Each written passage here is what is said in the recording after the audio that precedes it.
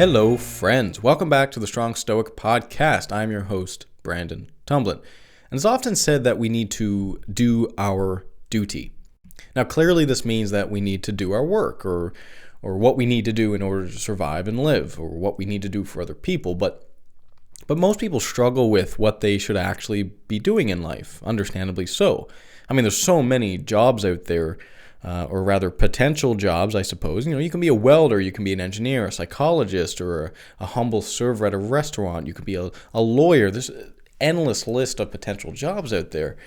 So the question for today's episode is, what should your duty actually be? What is your duty? And what are the inputs for deciding what your duty is? Before I get into the topic, allow me to thank my supporters on Patreon. If you would like to join there, for $5 a month, you get early access to all the podcast episodes. You get a special personalized gift from myself. You get to join the community of Patreon members. Also consider checking out my group chat on Telegram, where we get to discuss the podcast ideas and the guests and so on. So check that out at the Strong Stoic channel and the Strong Stoic channel chat. And also check out my articles on Medium and thestoicgym.com. Let's get into the topic. What is life really about? I know, what a wonderful way to start a podcast episode. I know this isn't the sexiest or most popular answer to this question, but life is fundamentally about work. And I don't mean work in how we often think about it. Today, we often think about work as, quote, things that we don't want to do. I'm talking about work as in the things that you must do. And by must, I also don't mean things that are, again, things you don't want to do necessarily. Firstly, there are things that you just need to do, okay? You need to take out the laundry. You need to take out the trash. In fact, this episode just came out after my talk with Quinn Everett, and we actually talk about these daily habits that you need to get good at, because if you let it go too far, it just destroys your life. So we had a good discussion on this, and there's life responsibilities that you really just can't get away from. Like, you just have to do it. Now, obviously, there are some who do get away from these mundane tasks. Either they pay someone else to do it, or maybe they split the labor with theirself, or with theirself. Split the labor with yourself. What a great way to divide the labor. No, what I meant to say was split the labor with their spouse. And so if you do that, maybe you could argue, well, I go to work and you do the laundry and do the dishes, and that allows us to sort of get away from at least some of the tasks that we don't want to do. But for most people, a lot of these mundane tasks in life they're not optional. We have to do them. In fact, I would argue that even those that are rich should do at least some of these things. And the reason is because it keeps you grounded and humble. Like, are you above doing your own dishes because you're rich? Are you above doing your own laundry? I mean, I know sometimes people get busy, and there's a understandable reality to that, but at the end of the day, I think even rich people should do at least some of these mundane tasks. And for no other reason, if let's say you don't think humility is valuable at all, well, it's also very rewarding. Like, imagine how great it feels when you do your laundry and when you have it all folded and when you put away everything the right way and you get it all done as soon as everything's dry. Like, there's rewards in doing the things that you don't really want to do. I mean, there's huge reward in, for example, cooking for yourself over ordering takeout. And I don't care how much money you make, you can never replace that feeling of cooking a meal that is just unbelievably delicious. There's no amount of fancy meals is going to replace that feeling. So really what this is, I suppose you could say, is taking responsibility for your life and in your life. And so these are things that you just have to do. The other category of things that I put under this, umbrella of you must do are things that are required per se in daily life. But maybe a better way of thinking about this is as your contribution to the world. Now, these are quote, quote, needed in a sense. And that's why I put in the word things that you must do, because let's break down what a society actually is. A society of people, it's just a collection, a finite number of people who have decided that if everyone contributes just a little bit of work, we don't have to do everything. Meaning, if you're a construction worker who builds people's houses, very, very great, humble, well-paying job, generally speaking, you are contributing to society by providing a home for someone else. Now, there's a lot of nobility in that, right? I mean, that's a very meaningful job. You're providing a home for someone. But you don't need to worry about keeping the shelves stocked in the grocery store. No, that's the grocery store's job. And the grocery store manager, conversely, doesn't have to worry about building his home because you are doing it for him. So the point is that society allows us to divide work to the point where we can create amazing worlds. And it sort of gets back to this old saying of the whole is greater than the sum of its parts. Now, this means that there is no way that you, as an individual, could build your house, go hunt or produce your food, make all your clothing, maintain electricity and the systems that are surrounding that, maintain your water and piping system, go out into the oil field so you can fuel your car and home. Like, if you had to imagine that you as an individual had to go out and provide everything that you have or everything that goes into your current life, you could just never do it. You'd have to lower your standard of living. I mean, are you going to design your own cell phone and then build it? Like, is that something that's on your to-do list? Because I think for most people, they'd rather not do that. And so the point is that society allows us all to contribute in some way. And by contributing in our own little way, we get the opportunity to take advantage of what everyone else is contributing.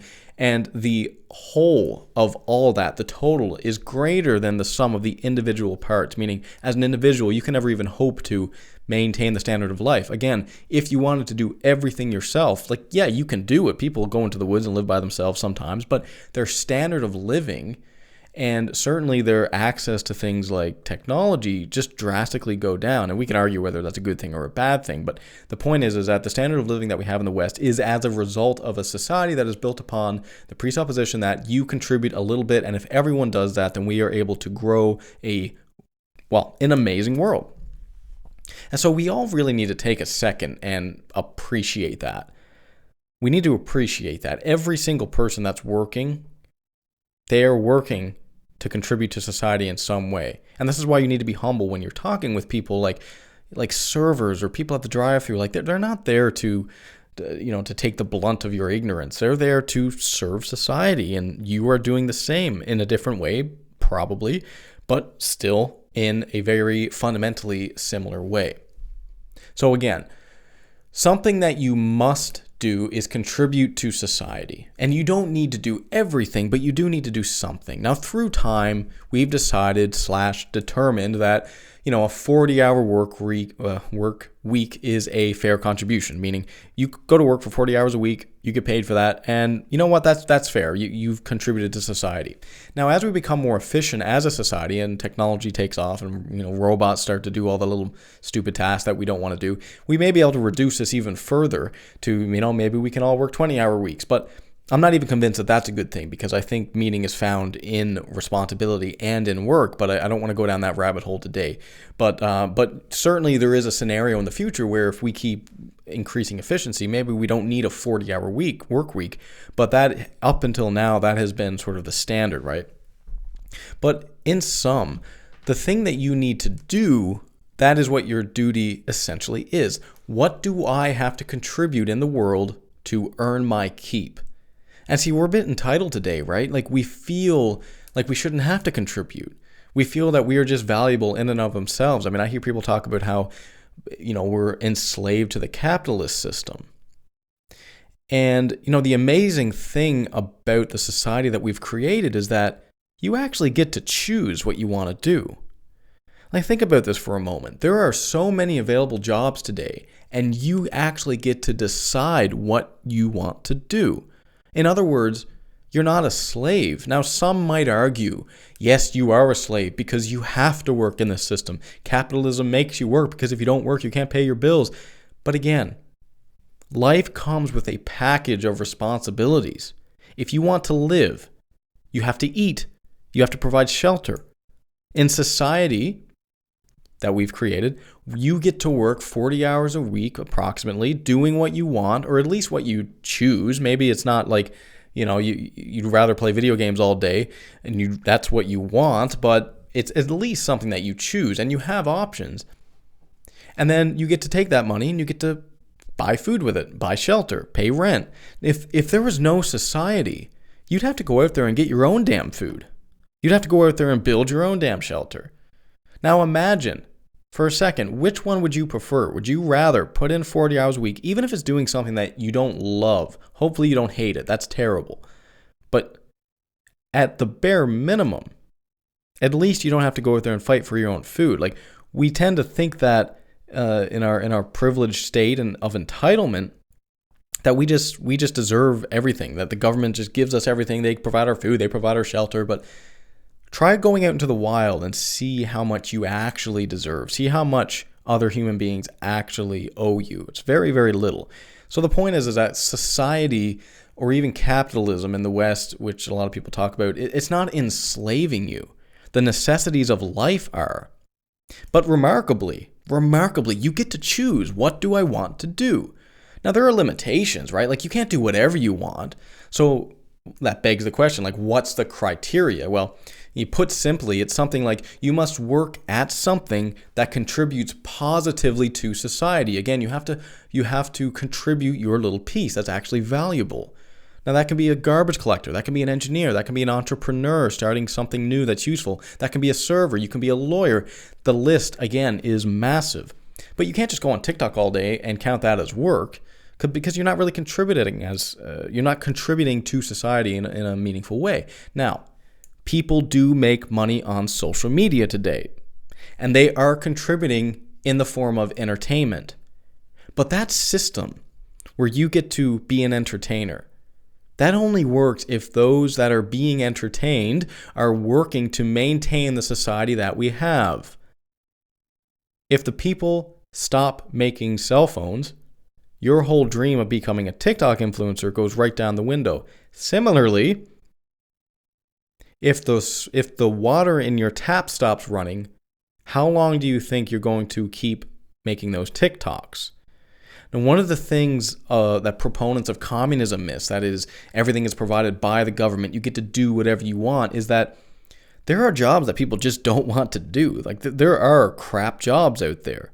For example, going into desolate areas in the middle of the woods and logging.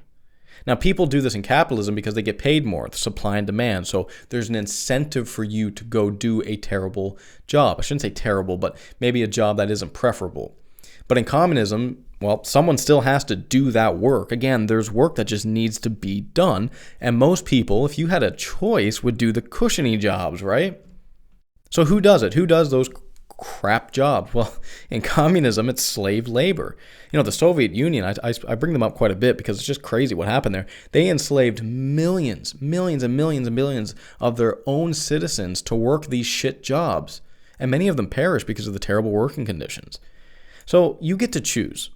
You get to choose what you want to do in the system that we've created, the society that we've created. And that is a huge privilege. You're not enslaved because you have to work. Okay, life, okay, sure, maybe you're enslaved, but you're not enslaved by society. You're not enslaved by capitalism. You're enslaved by life's necessities for survival. So you get to choose. But what should you choose? You know, broadly speaking, there's three inputs into my mind. Like, if you want to decide, well, what should my duty be? What work should I adopt in my life? You need to consider these three things: what the world needs, your strengths, and your interests. Now, what the world needs, we just spoke about. Like, in a capitalist system, this is defined for you. Meaning, if the job is paid, if someone is willing to pay you money for your work, then the work is valuable. Generally speaking, I know this is not an absolute. I know some people get paid to do stupid jobs in capitalist system. But generally speaking, if someone is willing to pay you money for your work is valuable in some way. So that's one input. I don't want to beat the dead horse anymore on that one. But what about the second input, which is your strengths? Well, what are you good at? Are you naturally inclined towards engineering, for example? Do you have great people skills? Maybe you'd be a good psychologist. Do you like working with your hands and you'd be a good trades worker, a welder, or a construction worker? Your strengths have a genetic component, which is true. Like, taller, broader people, for example, are generally better at manual labor jobs. But there's also an element of experience or development. Okay, so that is, if you practice and work at getting better at something, you can actually make it a strength. And so this ties in with the third one, which is interests. What do you want to do? What are you interested in? And this all connects with strength, because what you're interested in is something that you will naturally want to do more of. And if you do more of something, you will naturally, slowly, over time, make it one of your strengths. So if you're interested in something and you work at it, you can make it a strength. So first, it must be valuable to the world. It has to be valuable to the world. Otherwise, it's not a duty. It's something that you just want to do, and it's not doing anything for everyone else. It has to be valuable.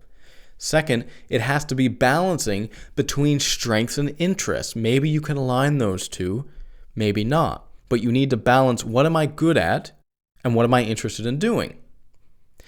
Now, you might ask, well, what if I'm not good at something but I enjoy it? Well, the first thing I would say is that, eventually you should get better at it. Like, if you practice makes perfect. If you keep going in, you keep showing up and doing something, eventually you're going to get better at it, right? So never underestimate the power of building skills. You absolutely can get better at something. But also that as long as you're contributing positively, meaning as long as you're not screwing everything up, then there's nothing wrong with that. There is a limit, of course. Like, if you're terrible at math and you become a math teacher and you're teaching kids terrible math and generations of people are growing up not understanding, division, well, like, eventually the market's not going to want you to do that job, right? Eventually you're going to get fired. The teachers are going to complain. So some level of competence is required. Some level of what strength you have is required. But another thing I would say about this is that you actually have a bit of a moral obligation to move towards a job that utilizes your strengths. Like, remember that the fundamental premise is life is about taking on responsibility so that you can positively contribute to the world. And that's what your duty is. Your duty is taking on responsibility. Now, what's your best chances of contributing positively to the world? Well, it's what you're good at. It's what your strengths are pointing you towards. And that is your duty. You need to choose something that the world needs, that aligns with your interests, at least somewhat. And then you need to become the best that you can possibly be at that thing so we can all make the world a better place. Thank you so much for listening. I hope you enjoyed this episode. If you like this podcast and episode, the best thing you can absolutely do for me is share this episode with a friend. It's completely free. Hit that share button. Send it with someone who would actually enjoy this podcast episode. Also, check me out on Instagram, Twitter. I'm on the YouTubes as well. I'm not going to bug you guys anymore. Cheers again. Thanks. Until next time.